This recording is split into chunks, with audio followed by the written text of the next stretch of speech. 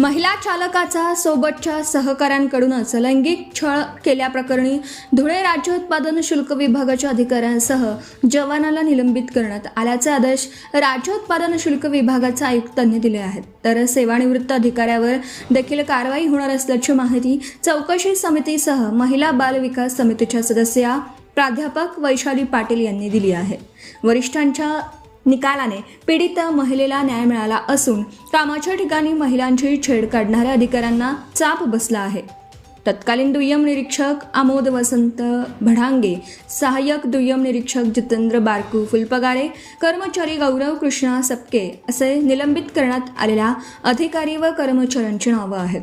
तर सेवानिवृत्त निरीक्षक आर धनवटे यांच्यावर देखील कारवाईची शक्यता असल्याची माहिती समोर येते.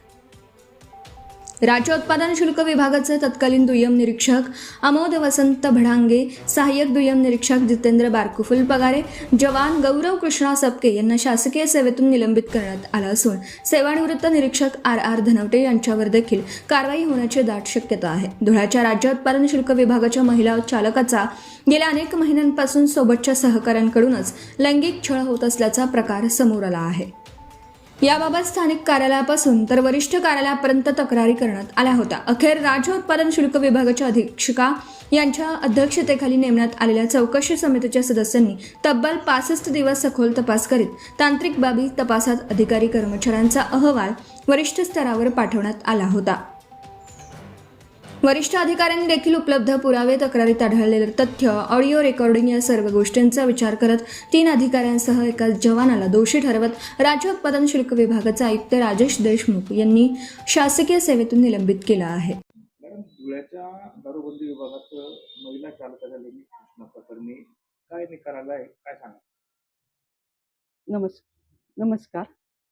मी प्राध्यापक वैशाली पाटील, मानसतज्ञ.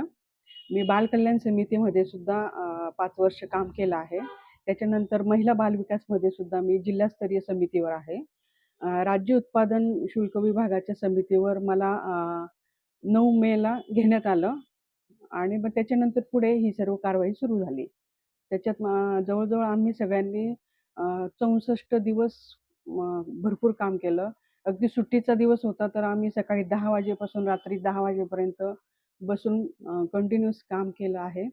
आणि यामध्ये पीडितेला न्याय, सगळ्यात पहिले पीडितेचे 2 दिवस आम्ही बाजू ऐकून घेतली व्यवस्थित आणि मग त्याच्यानंतर आम्ही ठरवलं की तिची बाजू अगदी योग्य आहे आणि मग तिला आपण न्याय द्यायला पाहिजे. Subscribe now and press the bell icon. Never miss an update.